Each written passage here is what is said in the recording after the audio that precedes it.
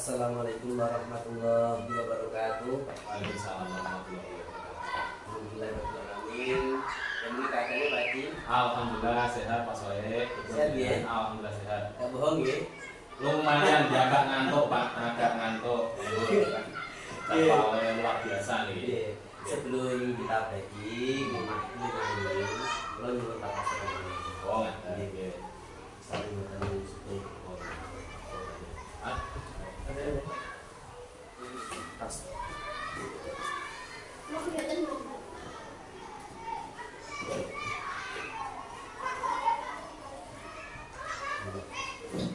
baik itu ngambil Pak Soe. Iya. Ada.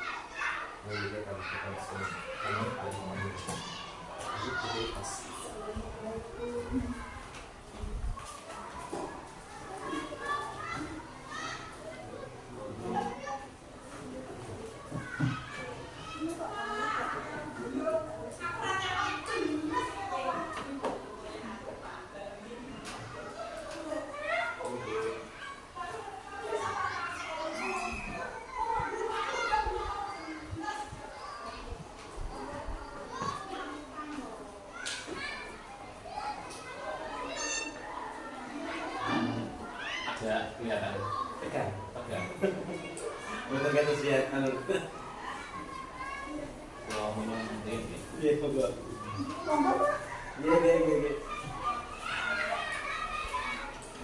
Oke, Pak Haji, dengan MJ. Oh gitu. Ini tadi kita ngobrol seputar gimana panjang tindak lanjut dari supervisi akademik perihal observasi dan panjenengan akan melakukan pasca observasi bersama saya dan Ibu Mutawati ya.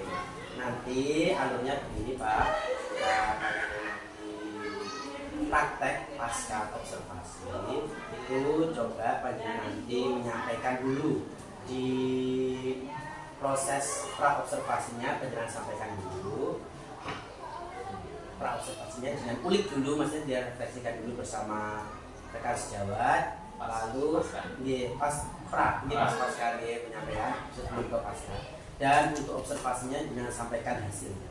Oh Oke. banyak kulit dulu. Observasi baru ke pasca. Di sini nanti ada beberapa agenda setelah itu Pak, perihal refleksi penerapan modul 3.1 tentang pengambilan keputusan, yang kedua rancangan program yang berdampak pada murid, yang ketiga yaitu tindak lanjut komunitas praktisi yang penjenengan rintis di SDN Pangeran 1 ini, dan yang terakhir refleksi bersama kegiatan ini dan penyampaian persiapan keikman. Oke. Untuk itu, sebelum saya memulai, ada beberapa kriteria Bapak nanti yang saya amati dalam percakapan pasca observasi panjenengan. Yang pertama, apakah panjenengan sudah menyampaikan tujuan yang akan dilakukan, misal dari tujuan itu pasca observasi ya. Yang kedua yaitu percakapan umpan balik. Jadi di situ ada percakapan dua arah Bapak, tidak hanya satu arah. Jadi harus ada respon yang sesuai dengan pertanyaan Bapak Di pasca itu ya? Iya, di pasca itu. Dan yang selanjutnya di sini jangan sampai lupa Bapak, nanti setelah ada penghujung di pasca itu diingatkan bahwa ada kegiatan di mana membuat rancangan area pengembangan berikutnya ketika supervisi akademik. Jadi itu di lembar 7 ya, di lembar 7 itu ada rancangan pengembangan diri selanjutnya yang dilakukan oleh rekan sejawat kita. Dan itu disepakati oleh panjenengan dan rekan sejawat. Oke. Nanti untuk kegiatan coachingnya itu ada 3 kriteria Bapak, yaitu kemitraan, yang kedua proses kreatif, bagaimana panjenengan menyampaikan pertanyaan terbuka, bagaimana panjenengan mengelola atau menggali potensi dari rekan sejawat, bagaimana merangsang untuk timbulnya motivasi diri pada rekan sejawat untuk mengembangkan potensi yang ada dalam diri rekan sejawat. Itu ada 3, memaksimalkan potensi. Nah Bapak, nanti saya beri waktu seluas-luasnya kepada panjenengan dengan rekan sejawat perihal observasi supervisi akademik berbasis coaching ya. Jadi nanti santai mawon dengan rekan sejawat dengan metode yang panjenengan terima di pendidikan ini, yaitu alur ceritanya disesuaikan. Ya, insya Allah Pak. Coba nanti. Ada misal ada kekuatan kelompok bisa dibahas, jadi lanjutkan saja terus. Kesannya nanti video panjenengan bagus untuk pelaksanaannya. Ini bisa dimulai Bapak. Oke, sadar. Untuk observasi sudah jadi suami. Jadi ada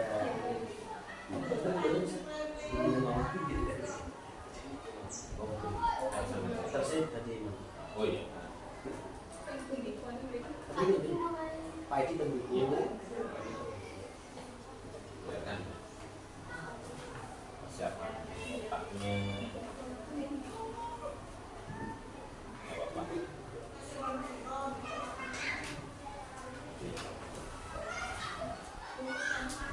Pak Edi nggak terima. Oh, kelihatan sana ya? Kelihatan ya? Cuma kelihatan ya? Posisi masih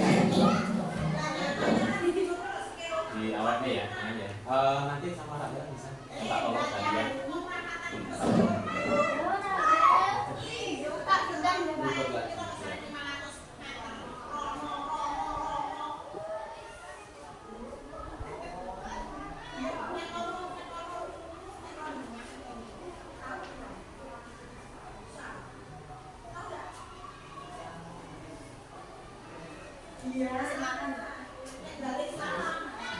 Misalkan nanti ya, karena ya tag lagi tag orang.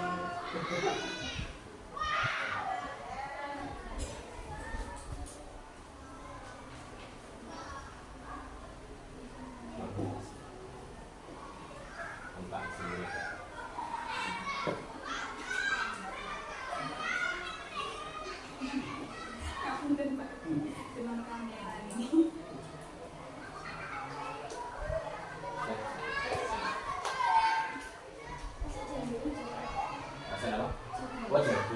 Ya wes. Pantas.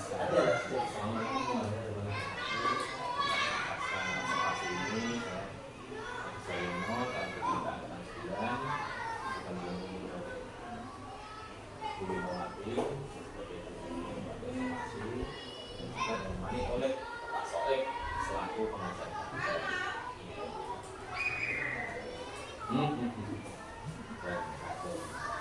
Ini kita potong sana. Ini saya harus Pak. Harus ini. Oh iya. Belum Mbak? Pakai ini saja enggak apa-apa. Nanti kelamaan ya.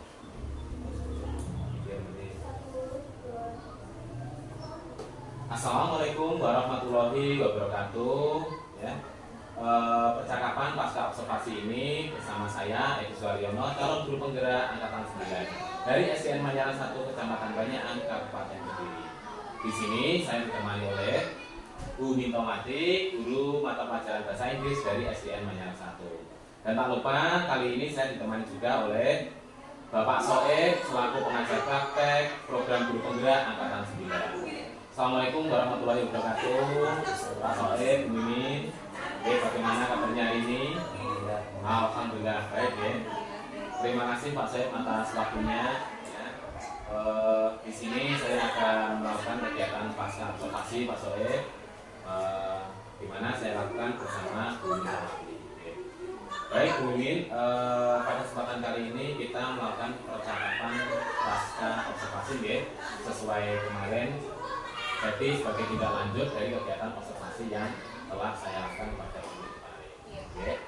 Jadi kemarin kita telah melakukan kegiatan bunyi kemarin pra observasi ya, dimana pra observasi dan observasi. Mungkin dimana yang kegiatan pra observasi kemarin yaitu tujuannya yaitu untuk mengetahui sebagaimana persiapan untuk sebelum melakukan kegiatan belajar, yaitu agar persiapan nanti lebih matang dan bisa dipersiapkan menjadi lebih baik sebelum melakukan kegiatan pembelajaran.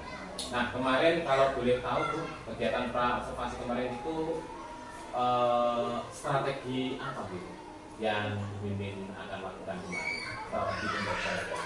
Untuk strategi pembelajaran kids learning, yaitu pendekatan kepada siswa berdasarkan emosional dan sosial. Nah, kemudian dari strategi itu kemudian tujuan-tujuannya masih ingat ibu untuk tujuan pembelajaran yang ingin ibu capai itu apa? Untuk tujuan pembelajaran kemarin yaitu saya ingin memberikan tema baru pada anak-anak tentang hewan dalam bahasa Inggris, dan nanti saya juga memberikan gambar-gambar seperti itu sebagai media membantu mereka memiliki gambaran seperti apa pelajaran yang akan mereka peroleh. Oh, luar biasa gitu. Jadi kegiatan pra kemarin itu mempersiapkan tema baru tentang hewan-hewan ya. Lalu strategi yang dipakai kemarin yaitu sebelum observasi tadi banyak melakukan pembelajaran mencoba berdiferensiasi ya, dengan berintegrasi dengan sosial emosional. Baik Bu, setelah melakukan pra kemarin kemudian dilanjutkan dengan kegiatan observasi ya Bu ya. Tentunya ini bisa saya tanyakan Bu, kira-kira bagaimana nih jalannya observasi kemarin? Kalau untuk jalannya observasi kemarin selama di kelas, pertama memulai ya ada kendala, mungkin karena belum terbiasa direkam atau demam panggung seperti itu. Tapi alhamdulillah sambil berjalan bisa diselesaikan dengan sebaik mungkin. Ya ada kekurangan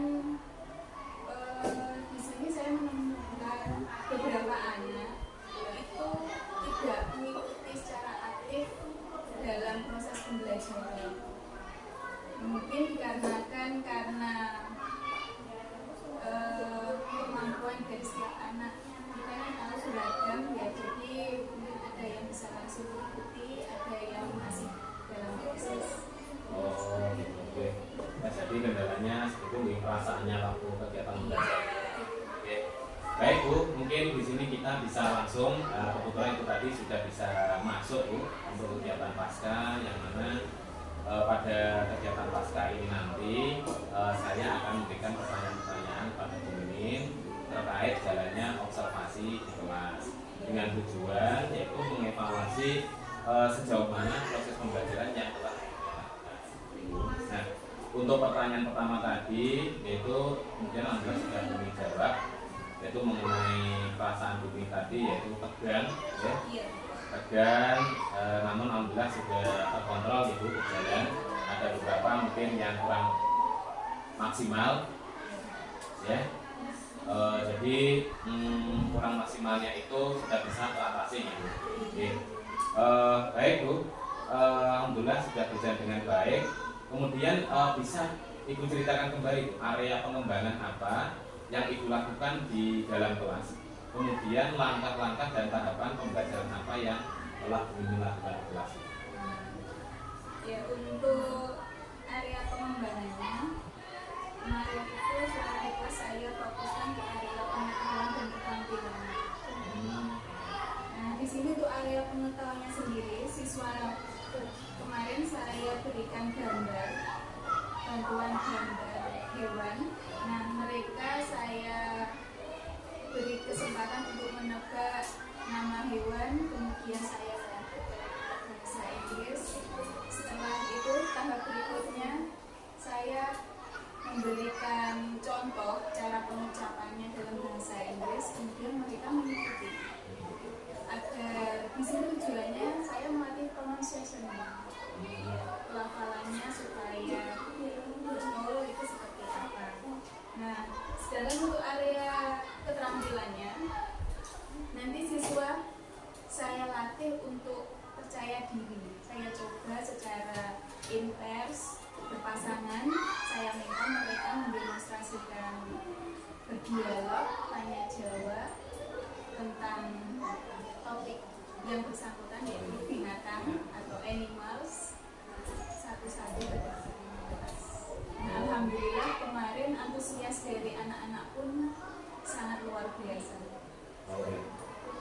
alhamdulillah luar biasa ya Bu Mimin, kegiatannya menarik sekali. Dari yang Bu Mimin jelaskan ini tadi Bu, area pengembangannya yaitu berkaitan dengan pengetahuan dan keterampilan Ibu. Oke, baik. Nah, kalau begitu menurut Ibu ini sejauh mana nih area pengembangan yang sudah Ibu sampaikan tadi? Kira-kira apakah sudah berhasil dilakukan di dalam kelas atau belum? Ya. Untuk area pengembangannya mungkin dari target 100% masih belum. Sekitar 80% insya Allah itu sudah ada. Karena itu tadi ada beberapa anak yang belum mencapai tujuan pembelajaran. Jadi ya mungkin menjadi PR buat saya untuk pertemuan berikutnya, teknik atau cara baru lagi agar semua anak itu bisa mencapai tujuan yang ingin dicapai dalam pembelajaran. Oh, seperti itu. Jadi sudah jelas sudah 80% dan mungkin perlu ditingkatkan kembali Bu ya agar menjadi 100%. Ya. Mudah-mudahan mungkin kedepannya bisa menjadi lebih baik lagi Bu. Nah, jadi yang Ibu lakukan tadi alhamdulillah ya sudah berjalan cukup baik. Yang tadi sampaikan sudah mencapai berapa Bu tadi? 80%. Nah, namun masih ada sedikit kurangan Bu ya. Oke, baik Bu. Nah, menurut Ibu kekurangan atau kendala-kendala yang Ibu hadapi tadi pada saat melakukan proses pembelajaran kelas itu seperti apa gitu? Untuk kendalanya Bisa diulangi Mbak Inggi. Jadi kendala-kendalanya dan kekurangannya. Untuk kendalanya yang saya jumpai selama proses KBM kemarin, seperti contoh kecil, ketika saya memberikan contoh pronunciation dalam bahasa Inggris, mungkin ada beberapa anak yang tidak fokus, akhirnya tidak mengikuti atau mungkin sibuk dengan aktivitasnya sendiri atau bermain seperti itu.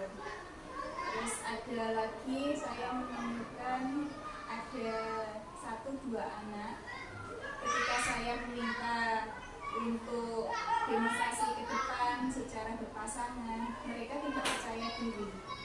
Mungkin karena satu belum memahami apa yang harus mereka lakukan, atau mungkin memang minder atau tidak percaya diri untuk maju di hadapan teman-teman yang lain. Oh, betul. Jadi kendalanya banyak sekali gitu. Banyak sekali kendala-kendala, namun ya tetap bisa dicoba untuk mengatasi ya. Oke, baik Bu. Jadi dari beberapa tadi ada yang kurang aktif, yang mungkin Ibu Mimin pahami itu ada yang tidak terlibat. Itu kira-kira langkah selanjutnya seperti apa Bu untuk mengatasi hal-hal terjadi seperti itu? Nah, untuk langkah yang akan saya ambil untuk mengatasi permasalahan itu tadi, yang pertama saya akan mengelompokkan kemampuan dari anak tersebut, atau mungkin cara belajar dari anak tersebut lebih ke arah visual atau audio. Nah, jika sudah seperti itu saya kelompokkan, nanti saya akan mengambil teknik baru secara audio. Nanti saya akan melakukan seperti itu agar mereka juga bisa menerima apa yang saya sampaikan. Terus selain itu bisa secara visual saya menambahkan gambar-gambar untuk membantu media gambar seperti itu, memudahkan mereka memiliki brainstorming atau gambaran pembuka tentang pelajaran yang akan mereka pelajari itu seperti apa ya, menumbuhkan seperti itu perasaan dari siswa-siswa itu agar tumbuh rasa dari dalam itu seperti apa. Karena bahasa Inggris sendiri kan bahasa yang bukan digunakan sehari-hari ya. Jadi ya perlu latihan bertahap, tidak bisa langsung sekaligus. Nah, saya harus memaklumi itu juga.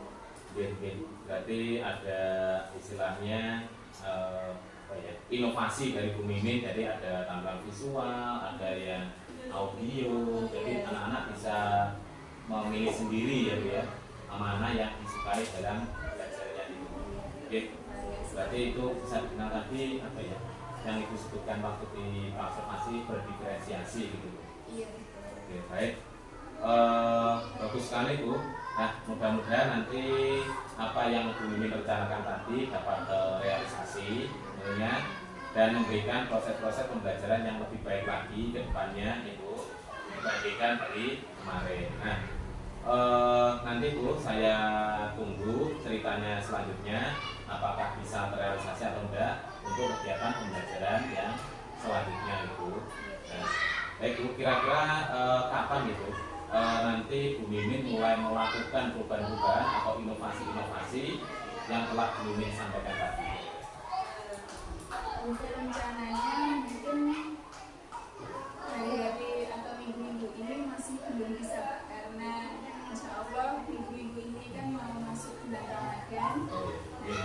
Jadi mungkin jam KBM-nya belum efektif. Untuk pelaksanaan pembelajaran seperti yang saya rencanakan tadi, insya Allah setelah PTS atau mungkin setelah hari raya mungkin bisa saya laksanakan setelah itu. PTS setelah hari raya itu. Oke, baik Bu. Mudah-mudahan bisa segera terlaksana.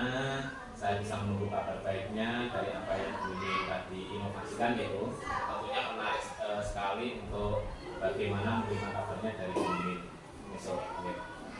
Jadi terakhir minggu-minggu menjelang puasa nanti setelah perkiraan hari raya. Nah, pada akhirnya terima kasih saya ucapkan atas jawaban-jawaban dari Bu Mimin tadi. Semoga sekali lagi rencana dari Bu Mimin tadi bisa terrealisasikan, bisa terlaksana dengan baik. Nah, untuk selanjutnya di sini mungkin saya akan berikan waktu kepada Pak Soeb selaku pengajar praktek. Oke, baik. Terima kasih. Mungkin pada umpan baliknya tanggapan-tanggapan ini.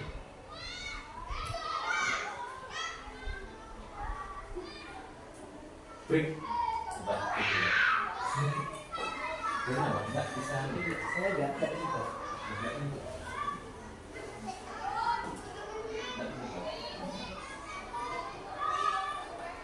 Suaranya kuat. Tapi langsung Belum. Mau bilangnya pada sana. Kesel gitu.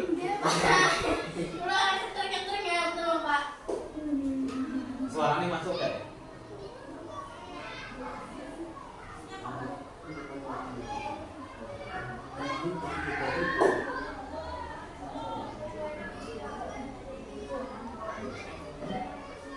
Suaranya masuk gak?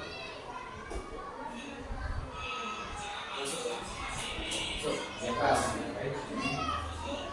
Tadi nanti ya sambung apa apa dan kita soal Iya, saya kok.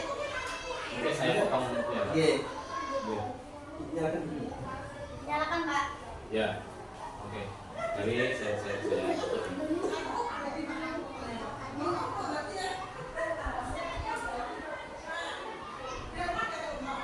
Dari awal lagi Pak. enggak. Saya kata kan sampai hitung 3 saya tutup ya.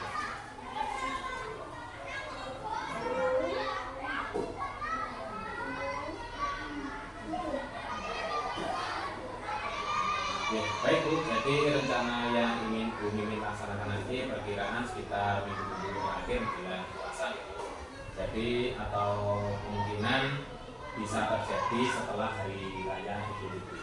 Ya, baik Bu. Nah, sebelumnya sekali lagi saya ucapkan terima kasih atas jawaban-jawaban dari Bu Mimin. Mudah-mudahan apa yang diberikan tadi bisa direalisasikan dan bisa mendapatkan hasil yang luar biasa dan baik dan bermanfaat bagi kita semua. Akhir kata saya ucapkan terima kasih Bu Mimin atas waktunya dan Pak Soeb. Saya akhiri. Assalamualaikum warahmatullahi wabarakatuh.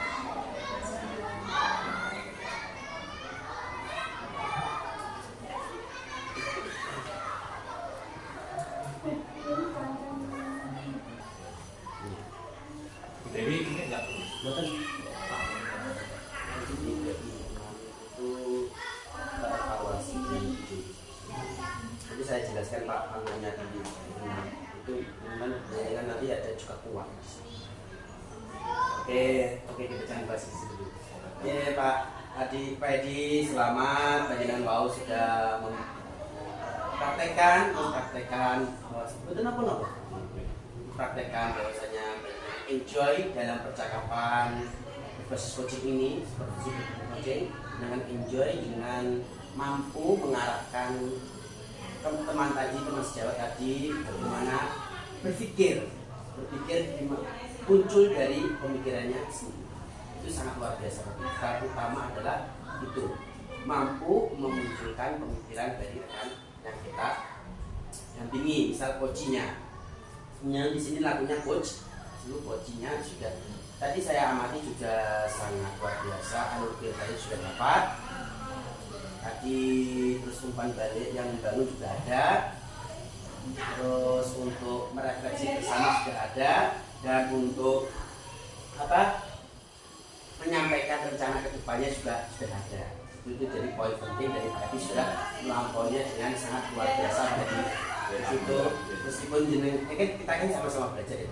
Kalau progres berbasis coaching itu memanglah kita perlu jam terbang, tidak serta kita bisa seperti profesional. Nah, tapi di situ kan prinsip coaching itu kan satu, tidak menuntut kita bisa. Misal kita sebagai coachnya tidak serta-merta mengetahui solusi dari coach kita. Jadi kita itu enaknya di situ sebagai berbasis coaching. Tidak harus ahli bidang itu. Jadi kalau ahli bidang itu namanya apa? Mentor. Tapi kalau coaching kita itu bisa gunakan untuk apa ya?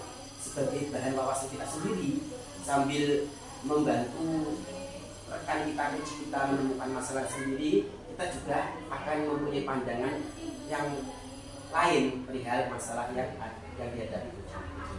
Jadi luar biasa tadi sudah saya amati, panjenengan sudah hampir menguasai lah intinya. Tapi nanti perlu dikembangkan Pak ini karena apa? Karena coaching ini sangat perlu untuk kedepannya untuk menggali potensi. Kan anak itu kan perlu motivasi intrinsik ya, bukan ekstrinsiknya saja. Jadi paling melekat di diri anak itu adalah motivasi intrinsiknya yang ada timbul di dalam diri.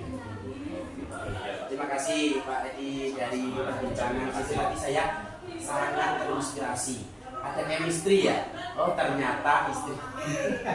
Ya Pak ya. Ada chemistry lah ini ya. Jadi bisa sambung lah dari pertanyaan itu bisa langsung paham. Oke Pak Edi, kita lanjutkan, kita berbincang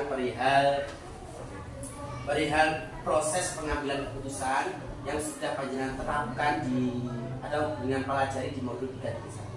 Menurut panjenengan apa saja sih Pak Edi yang sudah panjenengan petakan perihal proses pengambilan keputusan? Yang saya petakan waktu pengambilan keputusan tentunya ya tidak lepas dari saya praktek Pak. Pengambilan keputusan karena setelah belajar itu ya saya bisa tahu dan mereka dari dimensi kontekstual. Praktek dengan kepala sekolah dua anak itu memberikan saya wawasan. Dari beliau-beliaunya itu akhirnya muncul, oh seperti ini loh Pak, ternyata lebih paham lagi ternyata apa yang dimaksud dengan dilema etika dan rujukan moral. Nah tentunya setelah pelajari itu tentunya saya lebih percaya diri Pak ketika saya ini menghadapi, oh ini namanya dilema etika, oh ini namanya rujukan moral.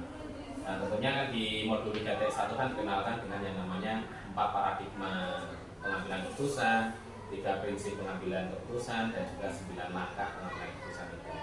Sehingga yang saya lakukan tentunya ya lebih paham lagi bagaimana mengatasi masalah-masalah yang mungkin terjadi ke depannya dalam saya sebagai individu atau sebagai pemimpin pembelajaran. Yang tentunya yang perlu saya garis bawahi itu memang ternyata dilema etika dan rujukan moral itu ada benang merahnya juga, yang sama-sama ada masalahnya, yang tentunya dari kita tidak serta-merta yang dulu Pak saya itu juga terlalu kaku, terlalu saklek dengan adanya aturan. Jadi kalau tidak sesuai dengan aturan itu ya salah menurut saya. Tapi ternyata ada pandangan lain selain itu Pak. ternyata kita diajari di 3.1 itu bahwasanya mungkin juga runtutan dari paham ternyata antar koneksi antar materi itu juga ada. Oh, sebagai manajer, sebagai pemukul dan sebagainya, itu 5 dari positif itu yang pernah saya pelajari itu, ternyata itu ya semakin lama semakin runtuh. Bahwasanya itu aturan itu boleh untuk dikejarkan karena demi kebaikan. Tapi kadang-kala itu ada sebuah peristiwa di mana ada aturan yang dilanggar dan sedikit melenceng, namun boleh kalau misalkan melencengnya itu ada sesuatu kemaslahatan yang lebih besar, itu ternyata boleh. Nah, mungkin di situ hasil pemetaan yang saya alami ketika saya kemarin waktu itu mewawancarai ibu kepala sekolah dari Majalah 4, Bu Indah, si Asuti, kemudian dari Bu Dewi, itu ternyata ya hampir kurang lebih ya sama. Tentunya ya dilema etika itu selalu ada. Diri kita lah yang tentunya sangat berperan bagaimana ya ternyata ya 9 langkah ini ternyata ya ada, memang terbukti selama orang yang beliau-beliaunya berpengalaman itu ya pertama ya siapa yang terlibat, yang 9 langkah itu beruntut sampai terakhir. Tentunya tidak serta-merta itu langsung kita teruskan, ternyata rekan sejawat pun juga terlibat di situ. Jadi menurut saya ya dari besarnya kadang-kala melenceng sedikit itu tidak apa-apa kalau memang ada kepentingan yang lebih besar yang lebih baik untuk digunakan. Ini seperti itu. Oke, terima kasih sangat menarik Pak dari pemetaan yang panjenengan laksanakan perihal bersama wawancara bersama kepala sekolah gitu. Kepala sekolah gitu. Ya. Di situ Pak saya menangkap poin kuncinya. Tadi kan panjenengan bilang bahwa ada sesuatu masalah yang dimana itu ada pelabuhan, ada pelabuhan yang kemungkinan kecil itu mudaratnya sangat kecil, maksudnya mudaratnya itu kejelekan itu sangat kecil dan itu boleh. Misal kalau diimplementasikan di kelas bapak misalnya, di kelas bapak adakah peristiwa atau masalah yang bisa digolongkan dengan dilema etika atau ujian moral? Oke, baik Pak Soeb. Mengacu pada kelas saya nih Pak Soeb. Kalau saya ingat-ingat mungkin sebelum masuk di sini, masuk penggerak, tentunya saya ingat-ingat sekilas ini tadi ya ada. Kemudian ketika melakukan pada saat mengikuti program guru penggerak ini pun ya saya kelas balik sebentar itu juga ada. Yang saya bahas mungkin yang pertama itu dari sebelum saya mengikuti guru penggerak, tentunya dulu waktu saya masih memegang kelas 2 mungkin tahun ajaran yang lalu itu ya pernah memiliki dilema juga, dilema etika. Kalau saya mami ini juga dilema etika juga, yang mana saya mempunyai anak yang terkadang ada yang saat itu tidak masuk, sering tidak masuk, dan juga mungkin ada yang masuk itu nanti tidak menguasai materi, anak-anaknya masuk, lalu sikap saya seperti apa, lalu dilemanya itu kan ya seperti apa. Nah, oleh sebab itu, jadi itu saya golongkan ke dilema etika juga. Jadi anaknya tidak masuk itu bagaimana sebagai guru itu saya harus bersikap. Ternyata ya mungkin saya pilih perasaan saya itu sebelum pelajari, yaitu anak itu ya saya coba berikan kesempatan juga mengingat-ingat itu ini kasihan kalau tidak naik, karena mungkin alhamdulillah saya waktu itu juga tidak langsung memberikan vonis kepada anak tersebut, oh ini tidak naik. Pada waktu itu kan hubungannya kalau tidak menguasai pelajaran, tidak masuk kan otomatis ya 3 hari tanpa jelasan kan ya bisa saya harus vonis juga dengan guru-guru yang lain. Tapi saya tetap bertahan, saya naikkan, dan teman-teman yang lain namanya ini juga ada Pak. Saya naikkan, ternyata setelah saya tanya-tanya memang anaknya kurang support dari orang tua juga. Kondisi orang tua dengan keluarga anak yang banyak itu membuat si anak tersebut ya kurang perhatian. Keinginan kewajiban sekolah itu juga agak terhambat. Jadi pendidikan itu seperti yang nomor sekian. Ya yang penting dulukan, yang penting anak bisa makan, bisa hidup, itu saja yang dulukan. Kemudian yang kelas 2, yang kelas 6 ini saya menemui anak yang jarang mengerjakan tugas, jarang masuk. Ya, ternyata ya sempat saya sampaikan itu di forum ruang kolaborasi itu, kan anak didik saya itu tidak masuk tanpa alasan yang jelas waktu di kelas 5, kemudian tetap makan di kelas 6. Setelah saya telisik, ternyata anak tersebut itu merawat neneknya yang sakit karena ibunya sudah tidak ada itu. Akhirnya setelah saya lakukan pendekatan itu, ya saya tidak berani mengambil hukuman dan tidak apa-apa lah dia tidak mengikuti, saya berikan solusi yang lain agar tolong bisa mengejar materinya agar tidak ketinggalan, dengan saya berikan solusi yang lain. Bisa mungkin singkatnya seperti itu. Luar biasa Pak. Dari satu pertanyaan panjenengan sudah menjawab semua pertanyaan saya. Loh, coba gitu. Dari situ tadi kan saya hanya minta satu pertanyaan, tapi ini sangat bagus loh Pak. Ya, mungkin dengan tanpa sadar itu sudah mengembangkan sendiri. Tapi itu saya terima kasih Pak. Untuk itu tadi saya sudah menangkap bahwa panjenengan sudah menerapkan, sudah bisa memilih apa sih itu rujukan moral, rujukan diterima etika, itu sudah panjenengan terapkan. Bahwa tadi ada misalnya satu dan siswa yang mulanya tidak pernah hadir ya. Iya, ada kalau panjenengan bisa dan mampu mungkin sudah divonis tidak naik. Tidak naik. Kalau panjenengan itu tadi tidak ada kontrol diri ataupun apa itu pasti juga panjenengan sudah vonis itu. Tapi di sini baiknya panjenengan kan sudah menyadari bahwa harus disebut dulu apa penyebabnya, apa yang mempengaruhi faktor anak ini seperti ini. Tentunya kan faktor lingkungan juga nih Pak. Betul ya. Faktor lingkungan itu memanglah sangat pengaruh besar daripada kita di sini ya Pak ya. Betul. Kita di sini itu cuma berapa jam loh dengan anak. Jam 7 sampai jam 12 itu potong masih istirahat juga. Otomatis kan pengembangan diri atau karakter atau telisik dalam lingkungan itu kan perlu dibuktikan akhirnya sebelum kita mengambil keputusan. Dan lagi satu lagi tadi ada anak yang tidak sampai kelas 5 gitu dan kelas 6 itu lagi dan dengan telisik lagi seperti itu. Itu merupakan pengambilan keputusan yang sangat tepat Pak Edi. Bagaimana panjenengan memanusiakan manusia, bagaimana panjenengan itu ikut membantu mereka dalam masalahnya. Bagaimana sih ini kok bisa seperti ini dengan sebagai pendidik yang peduli lah. Di situ sudah saya tangkap bagaimana panjenengan sudah menguasai pengembangan pengambilan keputusan ini.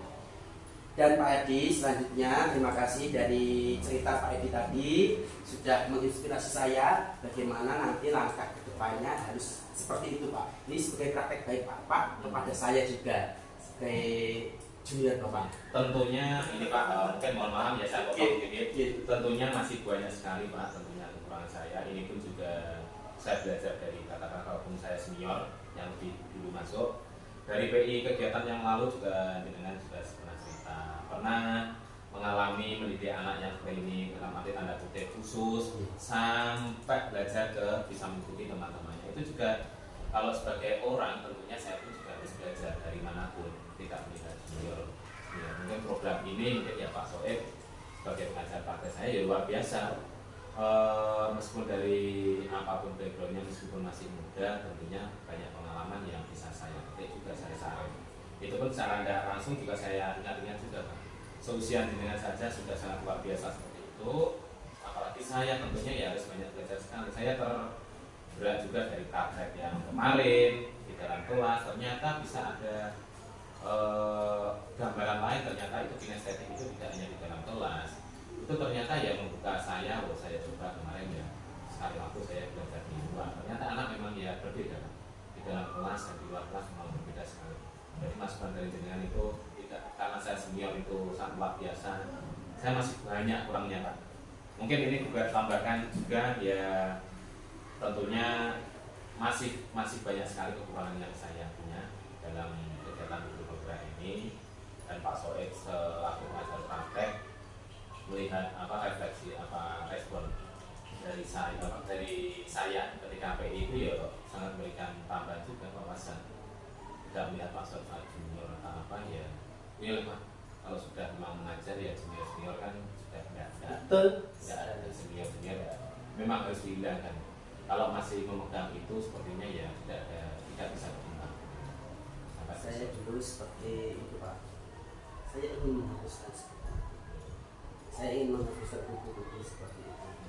Saya ingin menghapuskan bahwa kita adalah sama-sama belajar, sama-sama ikut membangun SDM kita, murid-murid kita. Tentunya tidak ada, dan intinya kolaborasi. Betul, kolaborasi. Oke, terima kasih Pak atas tadi refleksi dari pengambilan keputusan yang sangat luar biasa. Pak Edi sangat menguasai materi ini. Saya lihat di LMS pun saya baca loh Pak Edi dengan tulisan-tulisan dengan itu.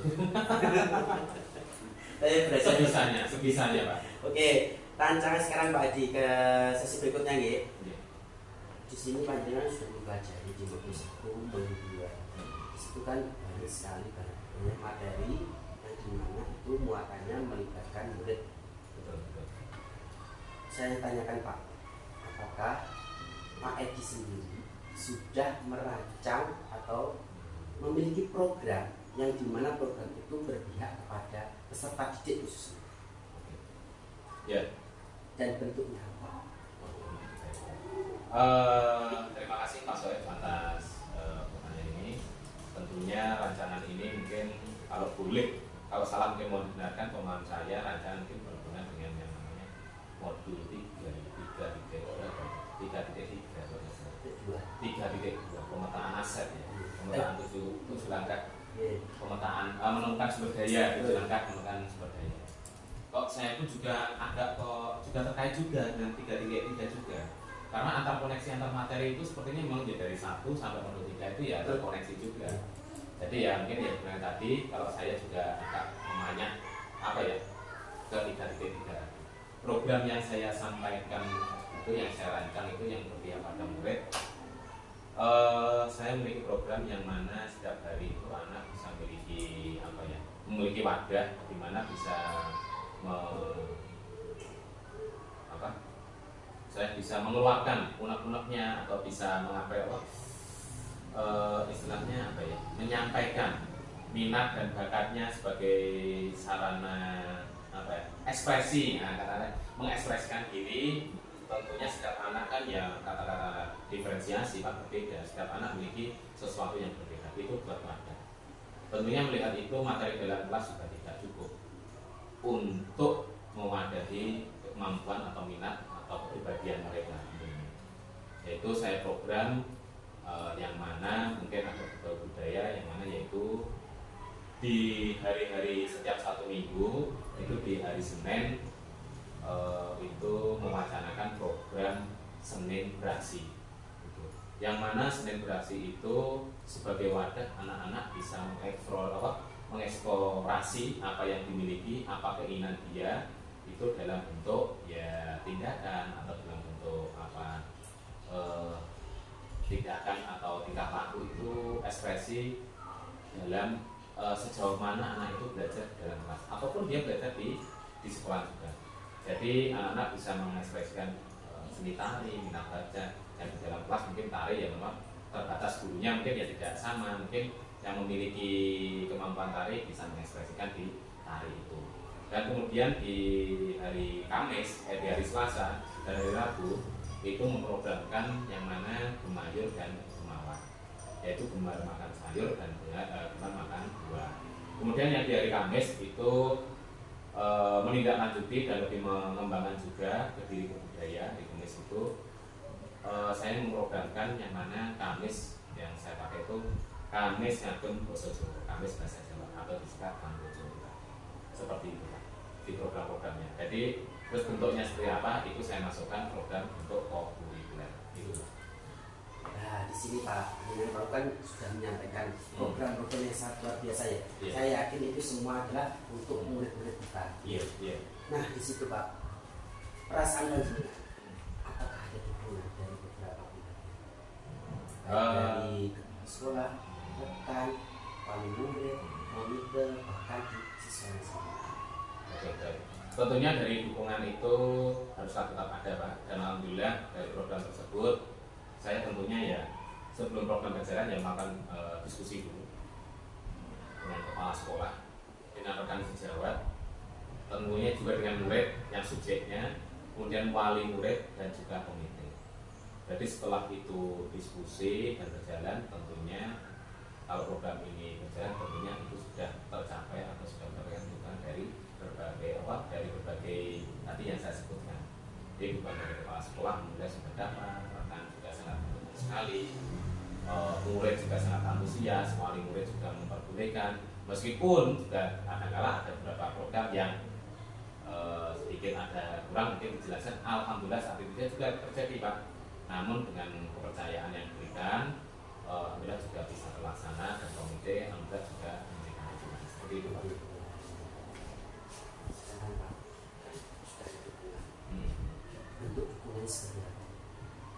Dukungan dari berbagai pihak itu tentunya ya menyediakan dari kepala sekolah, menyediakan waktu tentunya sebagai pihak penanggung jawab sekolahan, tentunya yang memberikan waktu kapan ya, sesuai saya program tadi, saya meminta program yaitu ya Senin, kemudian ya Selasa, kemudian ya Rabu dan juga Kamis. Senin untuk seksi, singkatan dari Senin Redaksi. Silakan anak-anak yang memiliki minat bakat itu silakan diekspresikan, eksplorasi pada waktu hari Senin dengan batasan-batasan yang sudah disepakati antara kepala sekolah, masa jabat, komite dan wali murid. Nah, kemudian uangnya seperti apa ya, komite dan wali murid ya tentunya izin.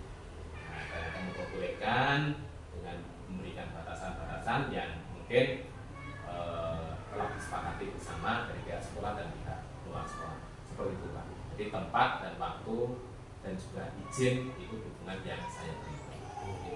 Dari program tadi Pak, yang saya menarik itu sing mayur Pak, Ya, Gumawa, ya, Gumawa. Itu anak-anak disediakan dari sekolah atau pure dari wali murid sendiri? Untuk program itu pure dari wali murid Pak. Karena tentunya untuk anggaran dari bos tentunya itu masih belum memadai.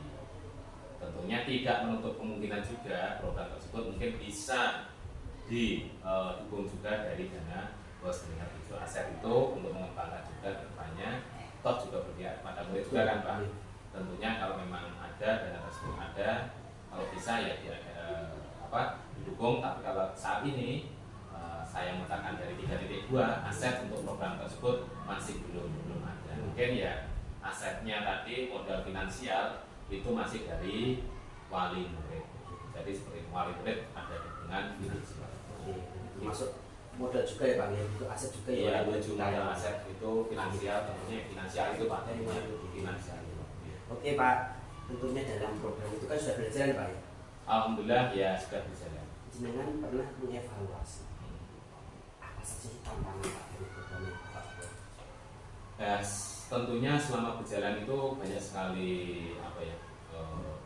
kejadian dilema juga. Yang mana kalau Gumawa itu yang namanya program membawa sesuatu. Tentunya tidak luput juga dari yang mana dukungan dari orang tua.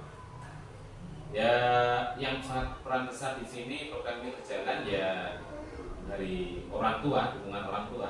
Jadi pihak guru memberikan tempat lagi, waktu.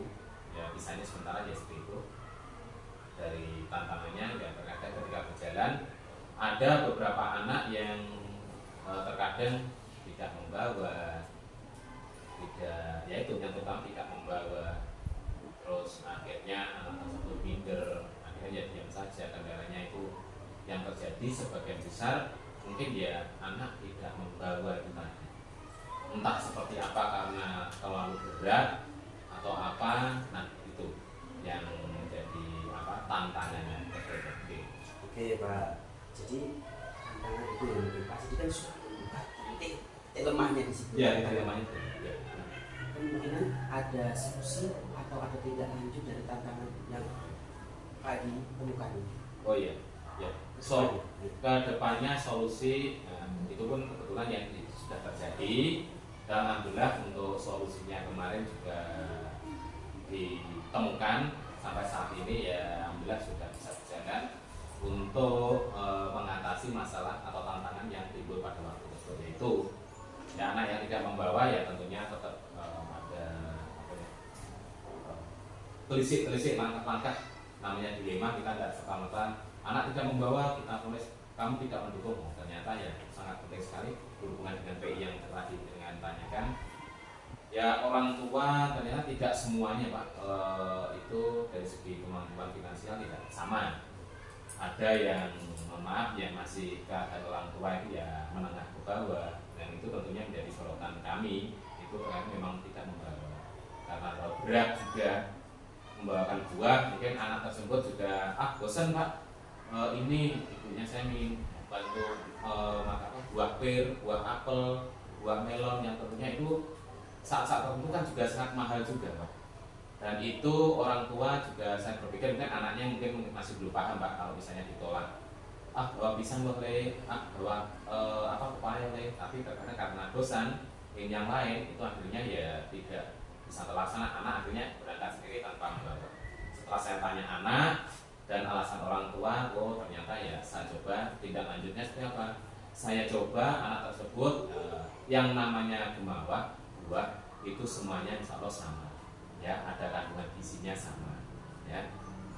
Jadi apapun yang diberikan orang tua kamu bawa itu wujud syukur kita terhadap Allah bahwa kita rezeki kita ya itu kita bawa. Jadi kita jangan memaksakan sesuatu yang tidak ada kita paksakan. Kasihan juga semua orang tua itu juga tidak sama kondisinya. Nah nanti kedepannya kalau misalnya diberikan kemampuannya seperti ini jadi bawa. Nah itu kemudian akhirnya tindak lanjutnya seperti itu. Alhamdulillah anak-anak itu bisa sangat minim sekali yang tidak membawa.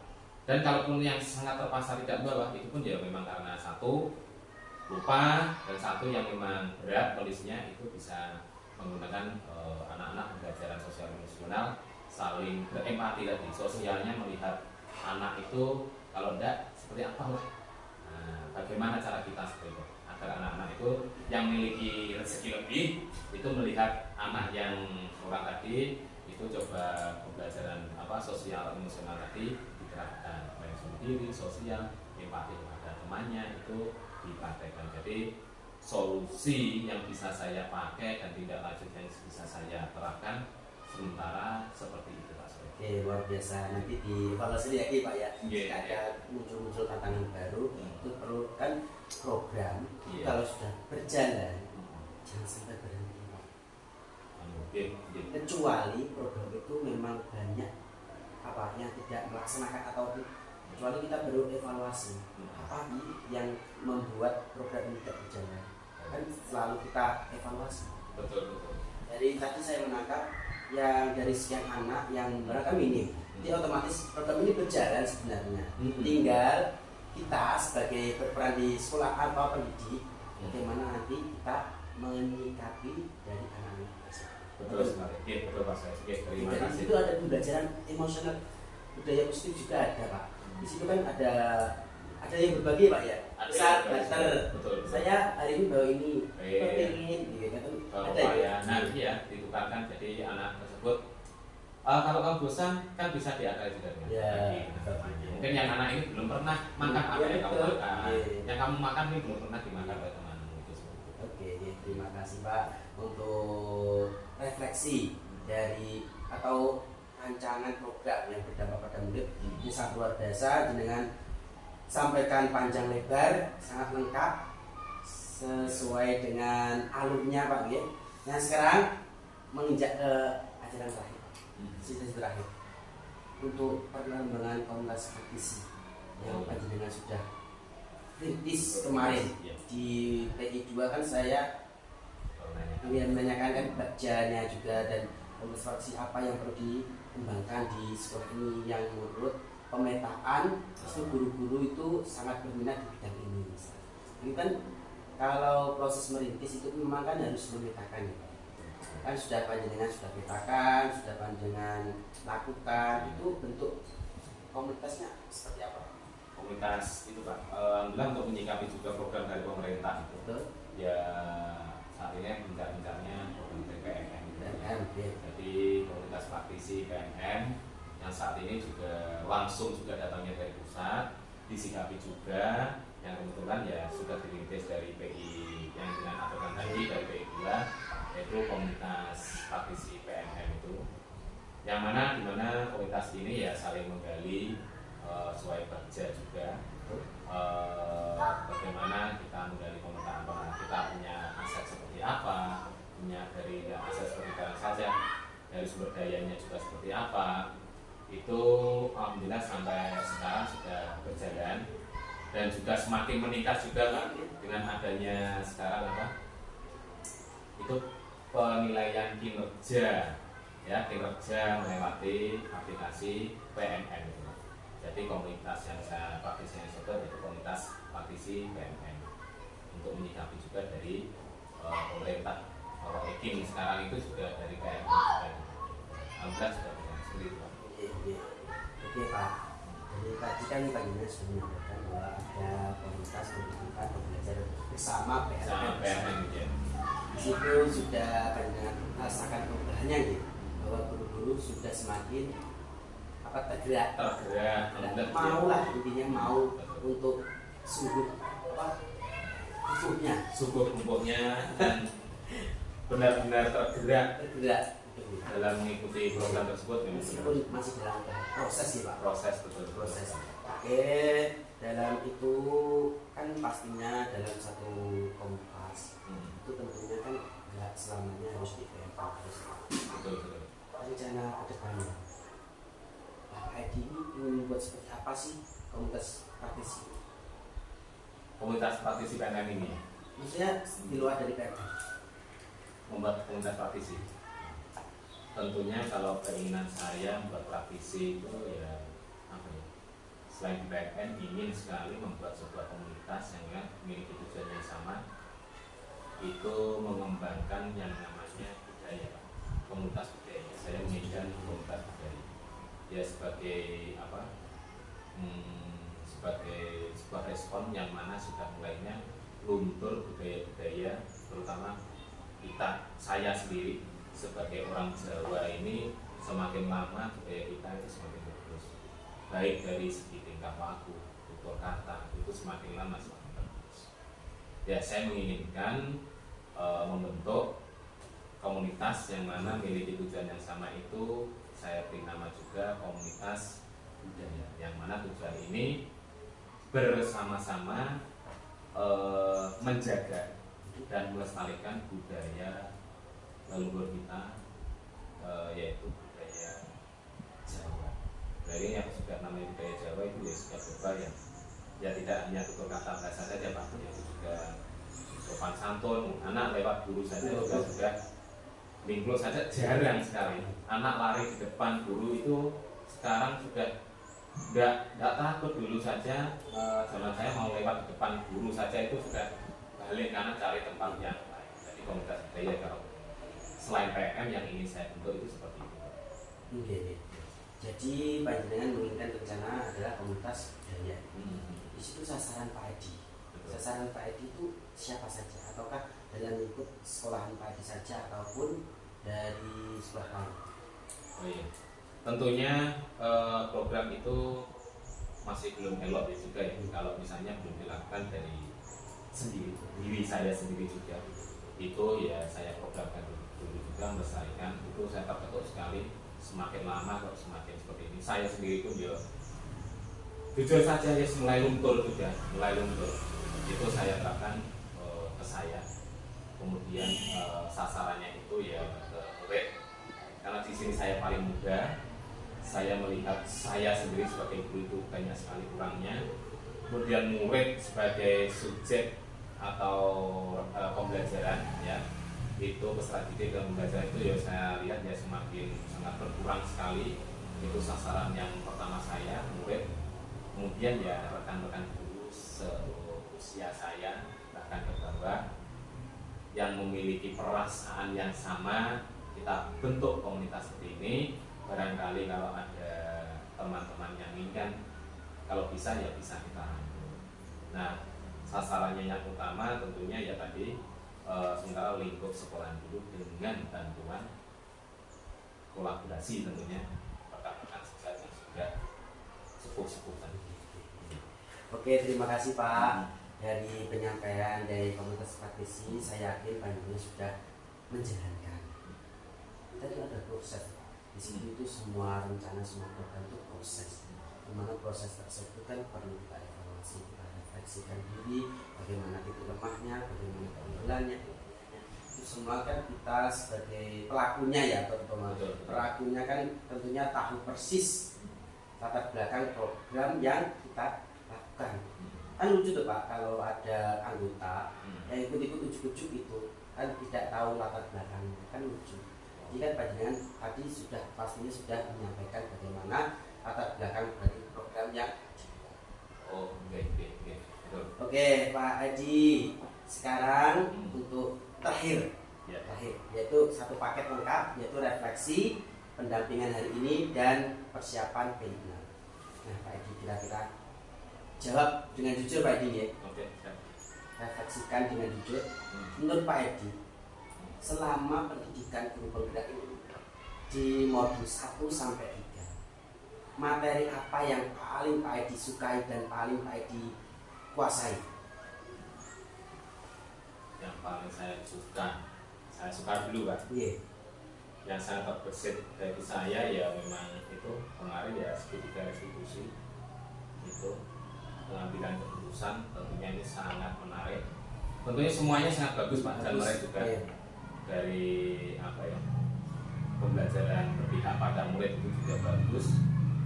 Itu ya kalau saya nomorkan ya bingung sih Pak, semuanya suka, namun yang berkesan kalau saya ditanya saat ini terbesit modul 1 itu ya pembelajaran yang berpihak pada murid. Itu memang saya suka sekali. Terus yang kedua itu ya tentunya dalam penerapan pembentukan alur belajar untuk melakukan visi misi. Ternyata visi misi selama saya hampir 12 tahun melihat visi misi itu, wah ternyata ini yang seharusnya langkah yang harus dibentuk. Kalaupun saya besok mungkin dari kepala sekolah, entah nanti ataupun saya tetap jadi guru, wah kalaupun saya ada pertimbangan itu, ternyata sebelum melakukan visi misi itu tidak sekedar hanya kata-kata saja kita ambil contoh sana atau sini, ternyata kita juga melihat dalam sekolah kita punya apa, lingkungan sekolah kita punya. Kemudian yang materi modul berapa kedua juga tentang guru sebagai penghukum merasa bersalah, manajer kontrol diri itu sangat biasa sebagai saya individu, baik di sekolah baik di rumah, itu ternyata meresahkan pada saya, dan itu harus saya ingatkan juga. Itu penting sekali. Tidak hanya sekolah saya dengan anak, saya dengan keluarga, itu ternyata juga bisa dikatakan. Itu ternyata ya kita tidak ada permasalahan itu kan nggak langsung apa kan, kita manajemen juga. Dan itu sangat berkesan dan saya masih banyak. Dan yang terakhir ini berkesan itu ya terutama ya di 7 ya, pengambilan keputusan. Pengambilan keputusan itu sangat besar, 3.1 paradigma pengambilan keputusan, 3 prinsip pengambilan keputusan, dan juga ada langkahnya ternyata Pak. Dulu kita ngawur pakai apa itu? Hanya pakai perasaan. Ternyata ya kalau memang sebuah ilmu ternyata ada ilmunya juga. Itu besok mudah-mudahan kalau selesai ini saya tetap coba dari lagi. Mungkin sementara ini sangat berkesan dari modul 1 dan 3 yang saya terapkan ya itu tadi. Yang saya sangat berkesan. Oke, terima kasih. Saya merindu Pak dari penyampaian panjenengan. Itu memang titik-titik yang membuat saya juga terkesan di situ. Ya, betul sekali. Oke, selanjutnya Pak Edi, tentunya ada kelebihan, tentunya ada kekurangan. Mungkin selama panjenengan belajar di PGP ini, materi yang terkesan apa ya, belum panjenengan pahami dan ingin selalu ingin pahami itu materi yang seperti apa? Yang belum saya pahami. Iya. Bukan yang tidak disukai ya Pak ya? Tidak disukai. Tidak disukai. Yang tidak disukai maksudnya yang belum dipahami. Yang belum Bukan dipahami. tidak yang disukai. tidak disukai. Bukan yang dipahami. Baik. Ya tadi memang modul ini bagus sekali Pak. Tapi kalau yang lain tadi standar, bukan yang tidak disukai. Betul. Tapi masih standar. Tapi ada yang lebih berkesan tadi. Nah, kemudian untuk mengatasi tadi modul yang titik temunya belum dikuasai lah ininya. Terus kalau saya seperti apa? Ya. Gitu. Kalau yang belum dikuasai tentunya ya mudah-mudahan harapan saya Pak, Iya. LMS ini jangan mati, bisa untuk dibuka. Modulnya sangat bagus sekali. Modul sebagai referensi sebagai guru penggerak ini jangan sampai hilang kita. Jadi ada, wah ini takut nanti terus ada responnya dengan nanti yang saya takutkan ini nanti. Apa? Enggak, belum ada, jangan muncul itu. Nanti pasti ada responnya dengan. Jadi LMS-nya itu jangan mati, program-program itu bisa kita apa ya? Jejak-jejak kita itu bisa kita pelajari. Bahwa materi itu sudah disusun sedemikian rapinya, sangat bagus. Mohon ya. Saya takut itu menjadi bumerang buat saya ya, takut menjadi bumerang buat saya. Nah tentunya itu ya saya lihat itu jangan, karena saya belum ada, karena dalam waktu 6 bulan Pak, 7 bulan yang sudah sampaikan oleh saya Bu Tati, itu sangat kurang sekali Pak, betul sangat kurang. Kita 1 minggu ditekan dalam artian untuk mempelajari modul, setiap modul, submodul, saya pahami submodul itu dalam waktu 1 minggu. Itu memang dalam waktu 1 minggu, namanya kegiatan guru itu juga bermacam-macam juga.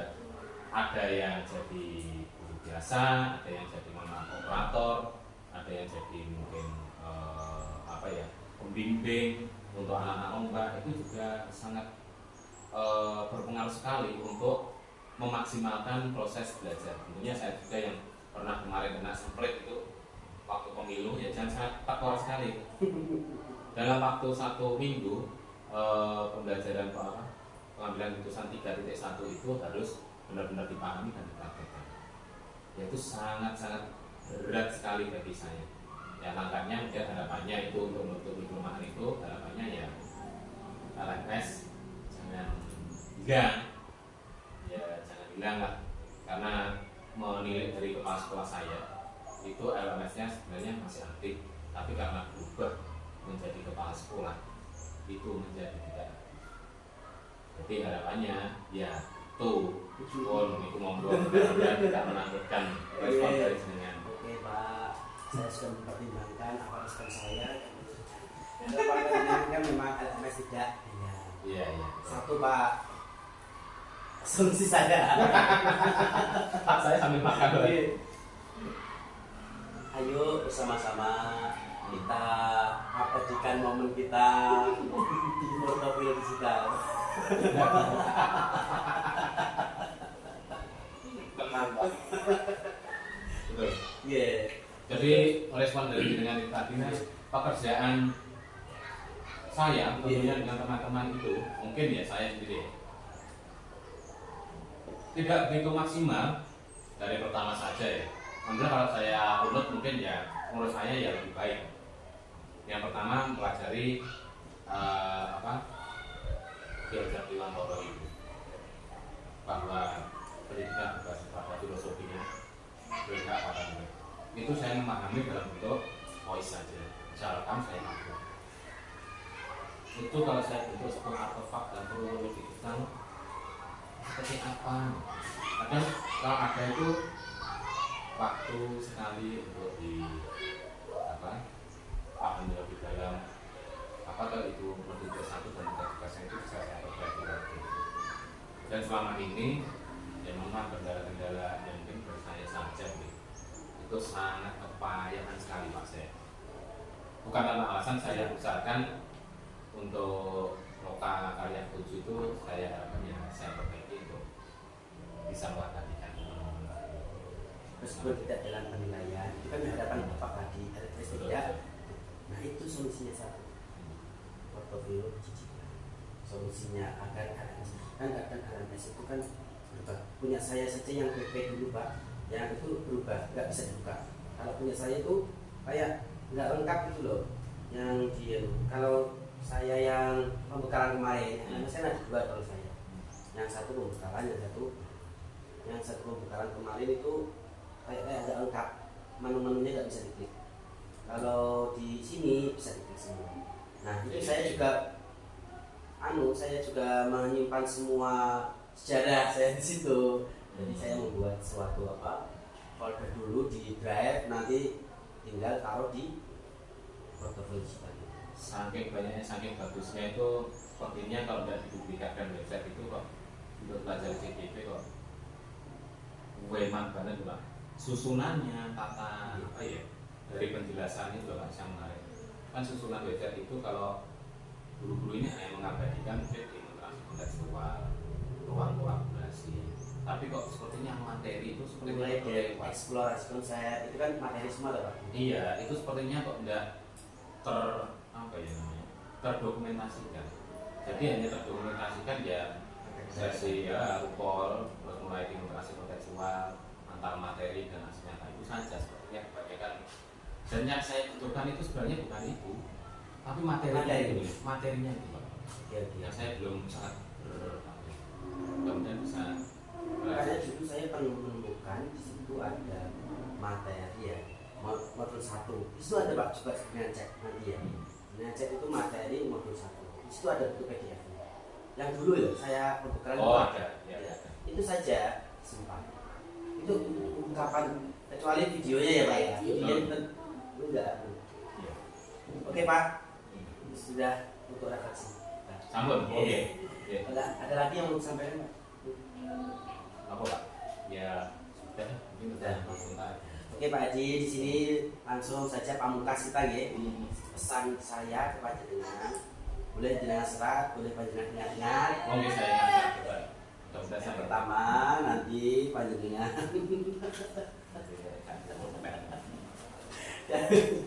Yang pertama ya, tadi di dengan buka LMS. Di situ di pendampingan 6 aktif Pak Edi kalau punya panjenengan. Yang aktif pendampingan 2 dan pendampingan 6. Itu pendampingan 6 itu ada kuesioner. Saya izin break teman oh saya tarik pulang Vicky bisa nanti pulang dulu tidak langsung. Terima kasih.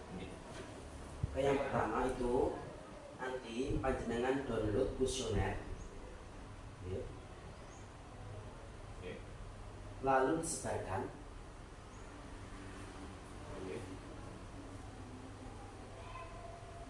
sesuai sesuai apa pihak yang terlibat. Sesuai pihak yang terlibat. Yang pertama kados streaming Pak dengan sebarkan itu. Serap siswa dengan pribadi diri sendiri, evaluasi diri, KS terus 5 rekan sejawat, 5 murid kelas bapak, 5 murid kelas bapak saja. Dan itu nanti setelah panjenengan sebarkan, tentunya kan ada hasilnya Pak. Jenengan isikan di LMS di P6.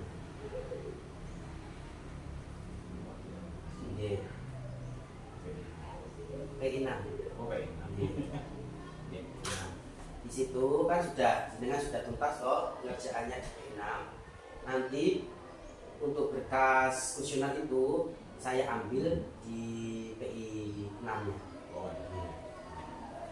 Jadi sebagai bukti saya. Yang selanjutnya saya scan dengan kerepotan ini. Terus selanjutnya di sini Pak, panjenengan sudah mempelajari modul 3.3 tentang pemetaan aset ya, yang ada di lingkungan sekolah, baik di sekolah maupun di lingkungan sekolah. Di situ nanti panjenengan sebagai penggerak atau pemimpin jalannya diskusi ini, panjenengan perlu adanya pembentukan jadwal. Yang pertama jadwal pemetaan aset.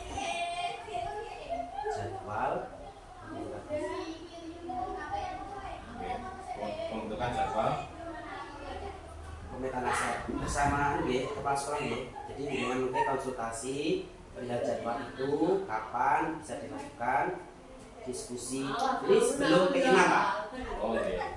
Jadi P6 itu sudah panjenengan berkas semua lengkap. Dan tulis ada sebelum ulangi. Nomor 1 tadi pembentukan jadwal pemetaan aset bersama kepala sekolah. Kapan harinya, karena banyak sekali pihak yang terlibat di sini. Yang pertama pihak yang terlibat karena ada beberapa pihak yang terlibat. Assalamualaikum.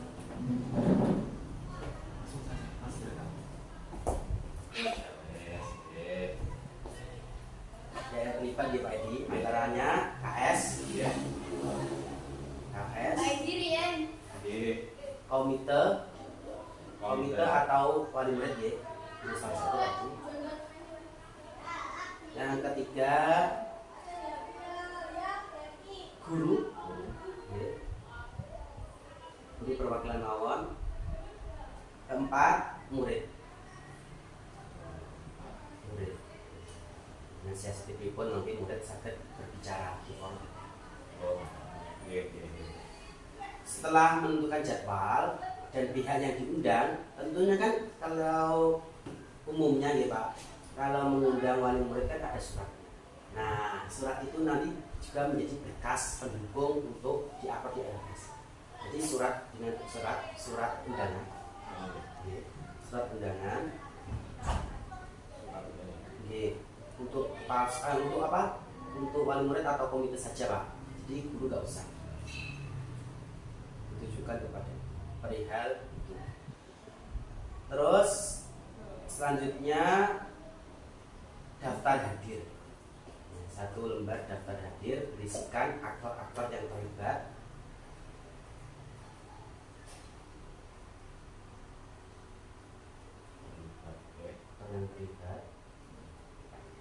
Yang selanjutnya notulen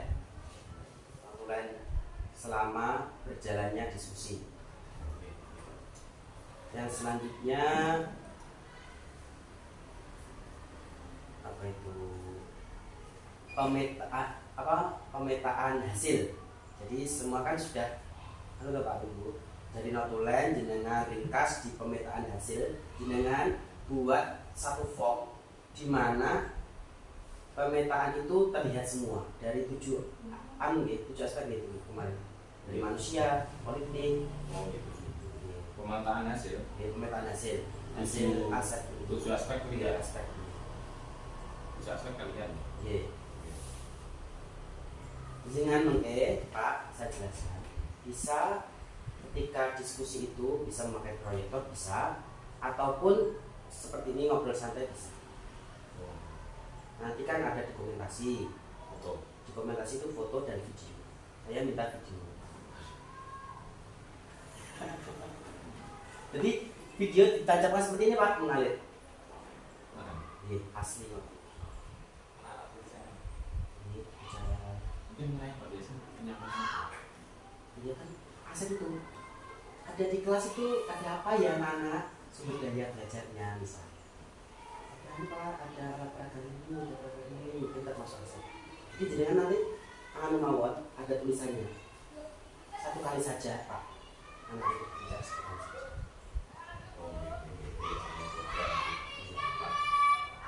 Ini tak tanya Pak. Oke.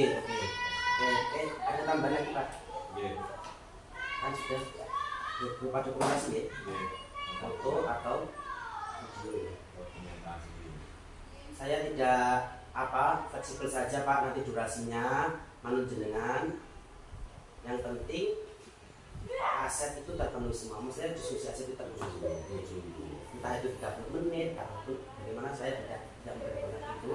Yang penting kelengkapan notulen dan sebagainya itu terlengkap. Nah, perlu panjenengan nanti ketika diskusi biar tidak keberatan, tentunya ada pembagian Pak. Siapa yang menjadi moderator, siapa yang menjadi presenter, itu dengan sendiri ya printernya. Untuk Pak memimpin jalan diskusi dengan sendiri. Siapa yang jenengan minta tolong untuk notulen, Moderator. Saya. sanes yang lain. Terus presenter. Jenengan yang menyampaikan jalannya memimpin diskusi itu Pak. Oke. Terus notulen sendiri Pak, notulen. Yang notulen itu saya sarankan yang apa? Memang yang yang setiap ada pertanyaan atau masukan itu ditulis. Soalnya apa Pak? Itu ada laporan juga di LMS dengan Tidak pasti buat. betul.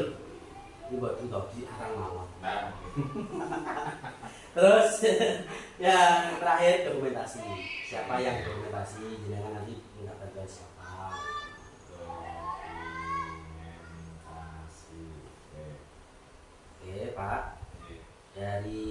tadi kuesioner ya bisa dilakukan mulai sekarang buat nomor-nomor kuesioner ini.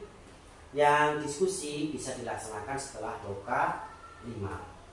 Setelah diranya. Setelah Poso ini. makanya itu sebentar saja betul. Yang penting terpenuhi. Ya. Insya Allah bisa Pak Edi, semangat kita finish, sudah finish. Keinginan terakhir Pak Edi, keinginan terakhir. Oke Pak Edi, dari penjelasan saya mungkin ada yang tanyakan Pak Edi? Ya, Sementara itu. Ya ada yang masih belum cukup Pak. Iya. Ada kepala. Iya, Makin Mawan mungkin sama bingung dengan tanya blog. Oke Pak Edi, terima kasih atas waktunya pendampingan individu yang luar biasa ini. Panjenengan sudah menyampaikan unek-unek panjenengan, sudah menyampaikan gagasan atau refleksi dari panjenengan yang sangat luar biasa. Saya apresiasi sangat luar biasa Pak Edi. Dari pendampingan 1 sampai 5 ini panjenengan sangat luar biasa. Dalam merespon saya dalam bertanya itu sudah mewakili semua dokumen-dokumen yang saya perlukan. Terima kasih sekali atas kerjasamanya, atas kolaborasinya. Insya Allah Pak Edi sangat luar biasa ke depannya. Saya harapkan panjenengan sudah tidak ketika pendidikan guru penggerak ini selesai. Saya harapkan dengan panjenengan waktu amanah yang luar biasa ini sebagai pemimpin pembelajaran, hendaknya kita terus membangun SDM. Amin. Sembari melupakan tugas menjadi kepala sekolah Pak Edi. Oh iya, itu salah belum saya. Ya, terima kasih Pak Edi. Mungkin ada kritik dan saran untuk saya pribadi khususnya dalam proses pendampingan individu 1 sampai 5 Pak Edi.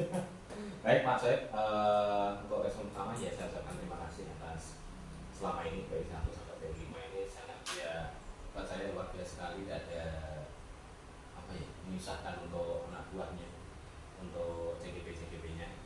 Ya sekedar ya ucapan terima kasih. Banyak sekali bantuan-bantuan tentunya agar terlaksananya proses PI ini berjalan supaya lancar. Ya mungkin karena sudah mendekati ini tentunya ya sudah bagaimana ya, ini kegiatan PI ini terkadang agak kesulitan bila mana ketika kadang PI belum ada persiapan koordinasi itu Pak. Ya saya maklumi juga, dilema juga, terkadang ada waktu keinginan juga itu untuk berapa waktu untuk pengungkapan untuk membahas PI ini sedikit saja mungkin ya itu saja. Jadi agar bisa tercapai maksimal ya seluruhnya, tapi sudah bisa dihandle dengan kegiatan-kegiatan yang lain itu sebenarnya sudah sangat membantu sekali ya. Kadang takutnya jadi CGP ini takutnya tidak bisa memberikan sesuatu yang sangat memahamkan Pak Soeb. Mungkin itu saja Pak Soeb dari saya ya. Selebihnya itu sudah sangat, walaupun PP kalau saya ikut lagi mungkin Pak Soeb ini ya sudah jadi hutan pertama. Kalau jadi pasir pun ya saya ikut PP lagi. Itu Pak Soeb. Jadi terima kasih banyak atas bantuan dan arahan selama ini. Saya selaku CGP mungkin pas ingat ini ya saya mohon maaf ada banyak sekali kekurangan. Sampai PI 5 ini ya seperti inilah kondisi saya ya. Edi Suwaryono ya seperti ini, mohon maaf bukan karena saya senior lebih dari siapapun, tapi saya juga manusia biasa yang banyak sekali kekurangan dan masih banyak sekali untuk mohon maaf atas segala kekurangan saya Pak.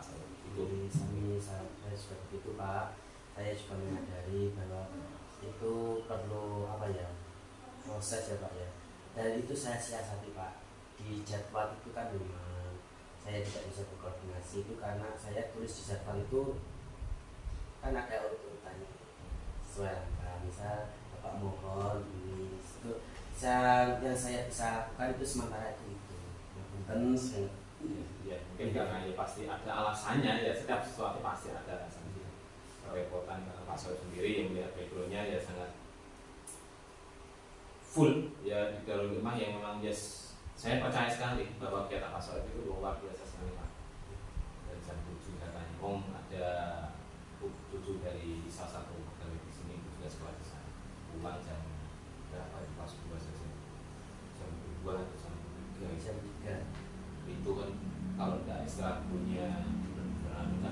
dulu itu saya mengalami malah pulang jam 5. Ya.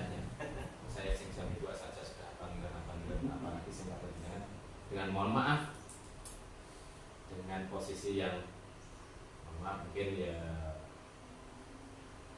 apa saat ini lah dengan posisi kan ini saya juga kadang ya malu juga dengan seperti itu Mas bisa mengupayakan sesuatu yang lebih dari yang sebetulnya dari posisi yang saat ini. Mudah-mudahan ya jadi amal bagi dengan Amin, terima saya kasih. sebagai mungkin yang mungkin lebih nyemplung ya tetap mau belajar tetap sharing Mas.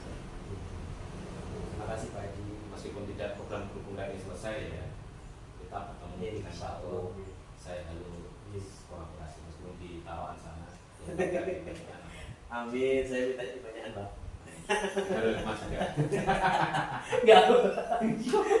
Terima kasih Pak Haji atas kesempatannya. Saya akhiri. Wassalamualaikum warahmatullahi wabarakatuh. Waalaikumsalam warahmatullahi wabarakatuh. Nah, saya